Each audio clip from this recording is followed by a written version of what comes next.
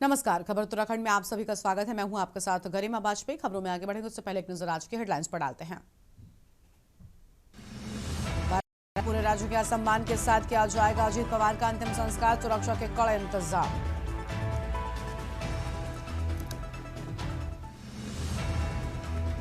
Uttarakhand green hydrogen नीति को Dhami cabinet की मंजूरी, वन्यजीव हमले में की चिकित्सा सहायता बढ़ेगी। उत्तराखंड के गंगोत्री धाम में गैर हिंदुओं के प्रवेश पर प्रतिबंध, सिख और बौद्ध संप्रदायों को छूट।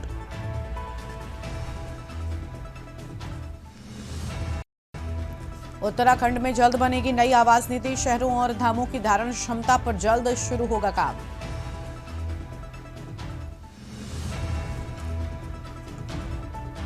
उत्तराखंड की सरकारी राशन दुकानों में गेहूं की वापसी के बदले में मिल रहा था चावल। बर्फ की सफेद चादर में लिपटा गंगोत्री यमुनोत्री धाम, औले में 3 फीट परत जमी। आप देख रहे हैं के न्यूज़, खबरों का सारथी। रुक करते हैं खबरों की ओर। अहम जानकारी आपको हम बताते हैं देहरादून से, जहां पर यूजीसी को लेकर लगातार विरोध प्रदर्शन देखने को मिल रहा है।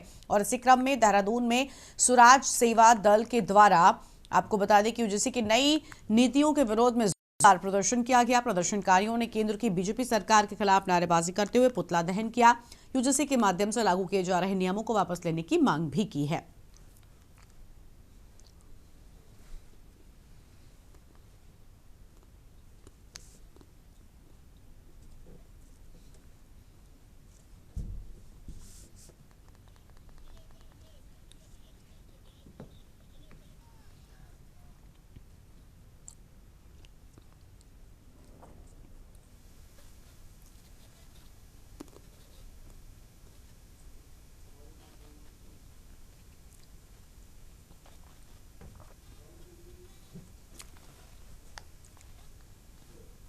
खबर है कालाडूंगी से, जहां पर विधानसभा क्षेत्र के कोटाबाग ब्लॉक के ग्रामीण इलाके को जोड़ने वाला एकमात्र कोटाबाग सॉल्ट मोटर मार्ग रख रखाव के अभाव में लगातार क्षतिग्रस्त बना हुआ है। इससे ग्रामीणों को आवागमन करने में काफी परेशानियों का सामना करना पड़ रहा है।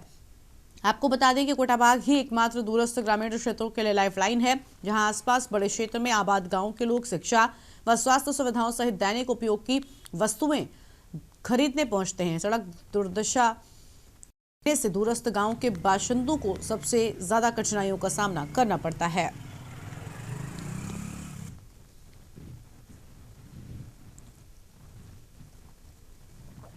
हम लोगों को बड़ी दिक्कत है। यहाँ से हमारा मुख्य तो ये कोटाबाग से मिलान है, बाजार हमारा कोटाबाग है सर, और ग्रामवासियों को इसमें बड़ी समस्याएं आ जाती। और ऊपर से खरे में से पत्थर गिरते हैं रात दिन, और जबकि आना जाना हमारा बंद हो गया, और इस वजह से हम लोग परेशान हैं। तो अथवा लिहाजा सरकार हमको कुछ इसमें कुछ अपना सहयोग करा करके रोड को हमको सही तरीके से दे दे। ये रोड से रिलेटेड हम लोग यहाँ पे बहुत ज़्यादा दुखी हैं। थोड़ी सी अगर बारिश यहाँ पे होती है तो रोड के मामले में बड़े परेशान लोग यहाँ रहते हैं। तो बारिश में ये होता है कि ऊपर से पत्थर मिट्टी पूरा भूचाल जैसा यहाँ पे आने की स्थिति रहती है। इतनी मिट्टी यहाँ पे आ जाती है तो लोग बड़े दुखी रहते हैं सर इस मामले में। और यही हम आपसे बड़े अनुरोध के साथ विनम्रता से हम लोग आपसे कहना चाह रहे हैं कि इस मामले में थोड़ी आगे की कोई कार्रवाई ऐसी हो जो कि ग्रामीणों को दुखी ना होना पड़े। ये देवीपुरा सौड़ जो नैनीताल विधानसभा का कोटाबाग का पूरा पर्वतीय अंचल को जोड़ता है, जिसमें लगभग 19 ग्राम पंचायतें आती हैं। बार बार यहाँ के स्थानीय निवासी जनप्रतिनिधि संबंधित माननीय विधायक जी से, सांसद महोदय से लगातार आवेदन कर चुके हैं, और विभाग को भी बार बार पत्राचार द्वारा सूचित किया गया है।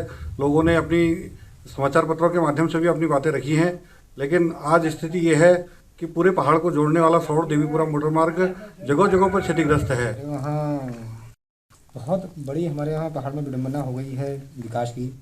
यहाँ कोई देखने को तैयार ही नहीं है। स्थिति यहाँ पर रोडों की बिल्कुल दयनीय है। मैं कई बार इसको सोशल मीडिया में भी डाला है, पत्राचार भी किया है। केवल रोडों के थोड़ी अनुरक्षण का भी कार्य 2-3 सालों से विभाग ने नहीं किया है। कई बार मैं अधिकारियों को इस बारे में बता चुका हूँ। अगली खबर का रुख कर लेते हैं। अगली बड़ी जानकारी आपको हरिद्वार से बताते हैं, जहां पर कनखल थाना क्षेत्र के नूरपुर पंजनहेड़ी गांव में जिला उपाध्यक्ष के भाई को गोली मारकर घायल करने के आरोपी बताए जा रहे बीजेपी नेता अतुल चौहान स्वयं थाने पहुंचे, लाइसेंसी हथियार पुलिस को सौंप दिया। क्षेत्र में चर्चा है कि भाजपा नेता ने आत्मसमर्पण किया है। थाना पुलिस आरोपी बताए जा रहे भाजपा नेता से पूछताछ कर रही है। आपको बता दें कि गोलीकांड में जिला पंचायत उपाध्यक्ष अमित चौहान के भाई सचिन चौहान और मौके पर मौजूद कृष्ण बाल उर्फ नानू के गंभीर रूप से घायल हो जाने से क्षेत्र में सनसनी फैली रही। दिन दहाड़े हुए गोलीकांड ने सरकार द्वारा कानून व्यवस्था को लेकर किए जाने वाले दावों की पोल खोल कर रख दी है।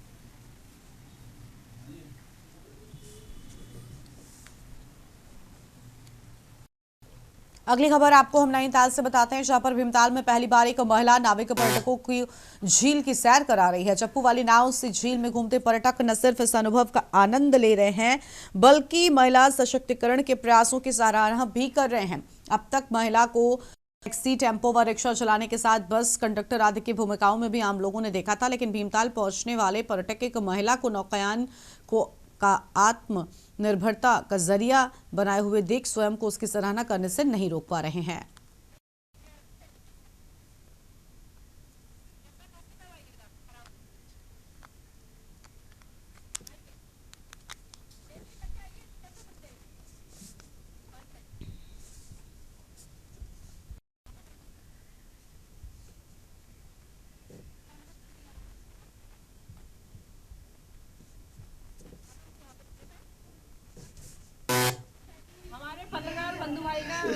कहेंगे महिला यहाँ पर बोट चालक है, क्या कहेंगे इनके शब्दों में? गीता बिष्ट मैडम ने बहुत अच्छे से हमें घुमाया। हम तो इनकी हिम्मत को दाग दे रहे हैं। उत्तराखंड के बहुत से युवाओं को देखा नशे के सेवन में जा रहे हैं, वहाँ जा रहे हैं। यहाँ महिला देखो कितनी मेहनत कर रही हैं और कितना इन्होंने घुमाया समझाया। क्या नाम लिखते हैं आप? मैं विनोद सिरोही। ठीक है, थैंक यू। पहले मुश्किल था कि यहाँ पे एजेंसी बोट टो करते थे, लेकिन जब मैंने महिलाओं को देखा कि आगे महिलाएं क्या नहीं कर रही हैं, महिलाएं ऑटो भी चला रही हैं और हमारे जो समूह की हैं महिलाएं वो बाहर भी जा रही हैं कार्य करने के लिए। तो अपने क्षेत्र में रह के मुझे ये बोट जो मैंने डाली यहाँ पे, ये बोट है मेरी।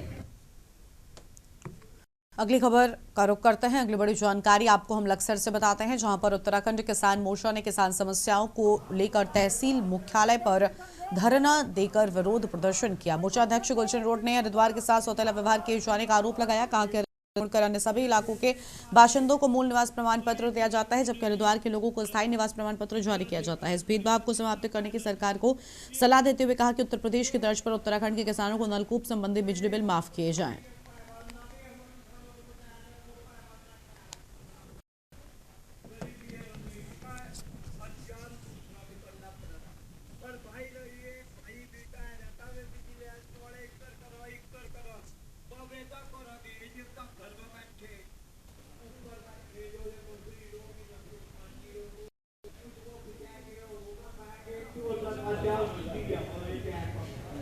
आज उत्तराखंड किसान मोर्चे का ये एक दिवसीय धरना लक्सर तहसील में चल रहा है। हमारी जो मुख्य मांग है, अभी पिछले दिनों हरिद्वार तहसील में धरना हुआ, उस सब सुखी में हुआ, आज ये लक्सर में है। हमारे तमाम जिले जनपद के तमाम जितने कार्यकर्ता तमाम किसानों के मुद्दे को लेकर प्रत्येक तहसील के अंदर धरने प्रदर्शन कर रहे। जो हमारे मुख्य एजेंडा सबसे नंबर 1 पर तो यह है कि हमारे प्रदेश के अंदर जिस तरीके से मैदानी लोगों के साथ भेदभावपूर्ण रवैया अपनाया जा रहा है, इसमें हरिद्वार के लोगों को तो स्थायी निवास प्रमाण पत्र दिया जा रहा है। देखो, हमारी जो पंचायत चल रही है, जो राष्ट्रीय अध्यक्ष जी ने बताया था कि पहली पंचायत रुड़की में हुई, दूसरी जवालापुर तहसील, तीसरी आज लक्सर तहसील में। हम एक जन जागरण ये भी कर रहे कि भाई जो विधायक किसान की बात नहीं सुनेगा उसे किसान वोट नहीं करेगा। ये भी हम जो है जन जागरण किसानों को अपने समझाने का काम करेंगे। आगे बढ़ेंगे खबरों की ओर। मुख्यमंत्री पुष्कर सिंह धामी की अध्यक्षता में आयोजित कैबिनेट बैठक में कुल 8 महत्वपूर्ण प्रस्तावों को हरी झंडी दी गई। इन फैसलों में स्वास्थ्य, राजस्व, पर्यावरण और रक्षा जैसे महत्वपूर्ण क्षेत्रों पर ध्यान केंद्रित किया गया। ऐसे स्वास्थ्य कार्यकर्ता जिनकी सेवा को 5 वर्ष पूर्ण हो चुके हैं, वो आपसी सहमति से एक जिले से दूसरे जिले में स्थानांतरण का लाभ ले सकेंगे। इससे कर्मचारियों को बड़ी राहत मिलेगी। भूमि अधिग्रहण की प्रक्रिया को सरल बनाने के लिए आपसी समझौते से भूमि अर्जन की नई व्यवस्था लागू की गई है। इससे विकास कार्यों के लिए जमीन लेने में विवाद कम होंगे। विभाग में नए पदों के सृजन को अनुमति दी गई है। साथ ही विभाग की पुरानी नियमावली में आवश्यक संशोधन को मंजूरी मिली है। जल दोहन को रोकने के लिए नई नियमावली बनाई गई। अब व्यावसायिक उपयोग के लिए दरें निर्धारित कर दी गई हैं।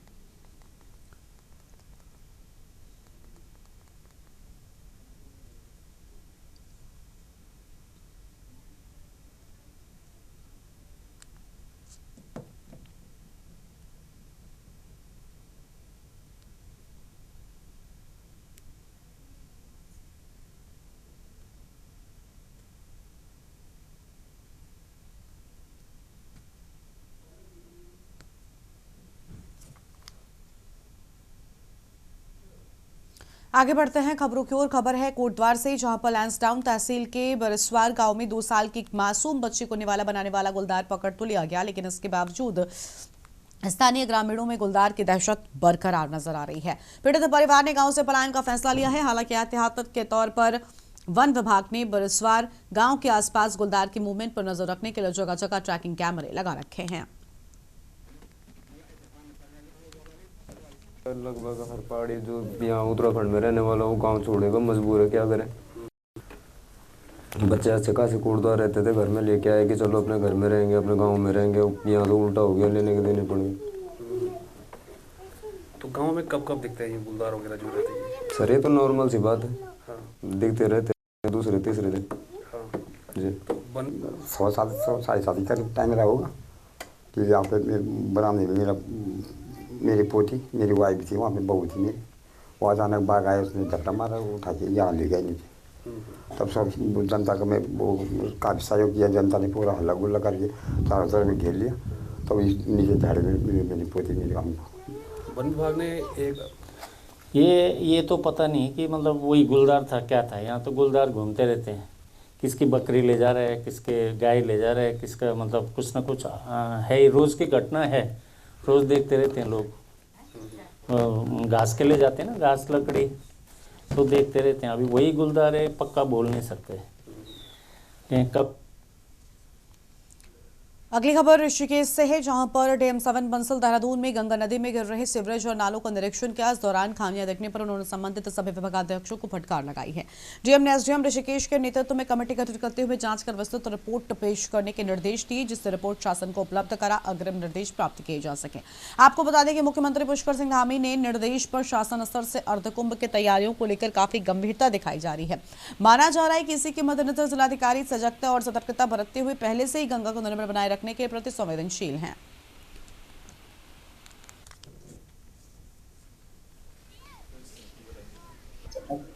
देखिए, जो हमारी गंगा नदी में जो प्रवाहित हो रहा है जल, वो स्वच्छ होना चाहिए। यदि किसी प्रतिष्ठान या हमारे यूज वाटर की है हैबिटेशन से, तो वो ट्रीटेड होना चाहिए। पहले इन द फर्स्ट प्लेस तो हमारा सीवरेज नेटवर्क अभी पूरा क्षेत्र कवर कर रहा है, लेकिन जहाँ पर अभी प्रक्रिया गतिमान है, तो उसके चलते जो हमारा STP कैटर नहीं कर पा रहा जिस पोर्शन को, तो उस पोर्शन को हमें मिनिमाइज करना है, प्रिवेंट करना है कि वहाँ पर कोई भी दूषित जल ना आने पाए। खबर है देहरादून से, जहां पर सरकारी भूमि पर अतिक्रमण के खिलाफ चलाए जा रहे अभियानों के बीच मुख्यमंत्री पुष्कर सिंह धामी ने सरकार का रुख पूरी तरीके से स्पष्ट कर दिया है। मुख्यमंत्री ने 2 टूक शब्दों में कहा कि किसी भी कीमत पर सरकारी जमीन पर अतिक्रमण बर्दाश्त नहीं किया जाएगा और दोषियों के खिलाफ सख्त कानूनी कार्रवाई की जाए। मुख्यमंत्री धामी ने स्पष्ट किया कि राज्य में अतिक्रमण हटाने की कार्रवाई पूरी तरीके से कानून और संवैधानिक प्रक्रिया के तहत की है।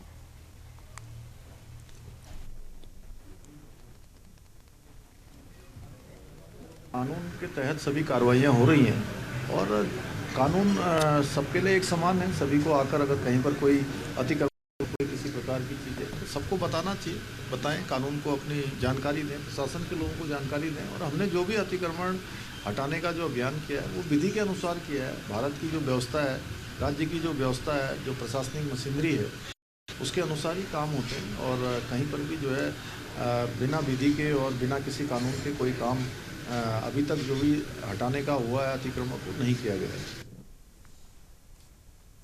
खबर है देहरादून से, जहां पर मुख्यमंत्री धामी से मुख्यमंत्री आवास पर रानीपुर विधायक आदेश चौहान, जागेश्वर विधायक मोहन सिंह मेहरा और कपकोट विधायक सुरेश गड़िया ने शिष्टाचार भेंट की। इस दौरान विधायकों ने राज्य में यूजीसी के सफलतापूर्वक 1 साल पूरे होने पर मुख्यमंत्री को बधाई एवं शुभकामनाएं दी। भेंट के दौरान तीनों विधायकों ने विधानसभा क्षेत्रों से जुड़े विकास योजनाओं को लेकर मुख्यमंत्री को अनुरोध पत्र सौंपे और लंबित प्रस्तावों को शीघ्र ही स्वीकृति प्रदान करने का आग्रह किया है। विधायकों ने कहा, इन योजनाओं के धरातल पर उतरने से क्षेत्र में आधारभूत सुविधाओं का विस्तार होगा और आम जनता को सीधा लाभ मिलेगा।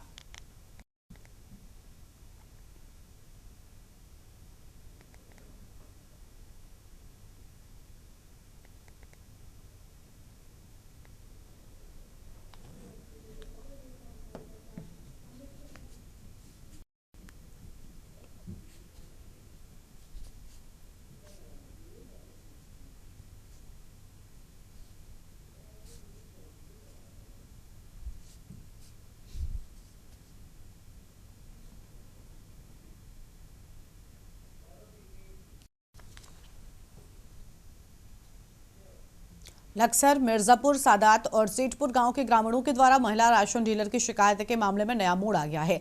महिला राशन डीलर ने प्रेस वार्ता कर लक्सर पूर्ति निरीक्षक पर 18% कमीशन दाम से राशन ना उठाने का आरोप लगाया है। उनका कहना है कि पूर्ति निरीक्षक उनसे द्वेष भावना रखती है। उन्होंने आरोप लगाया कि उनसे 18% कमीशन नहीं दिया, इसलिए पूर्ति निरीक्षक उन्हें परेशान कर रहे हैं। उन्होंने बताया कि केवाईसी कराने के लिए कहा था, लेकिन उन्होंने अपने दांत का ऑपरेशन कराया था।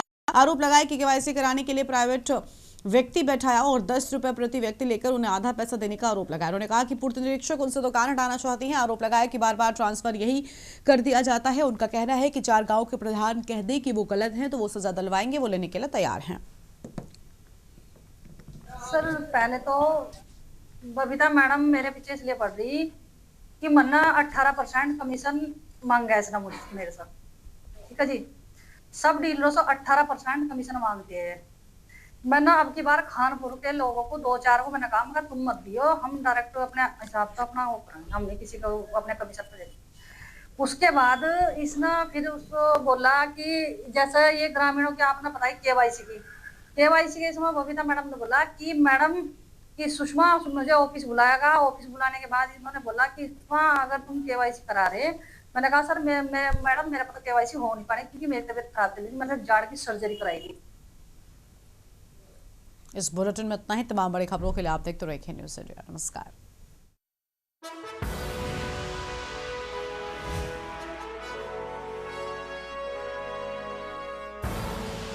आप देख रहे हैं के न्यूज़, खबरों का सारथी।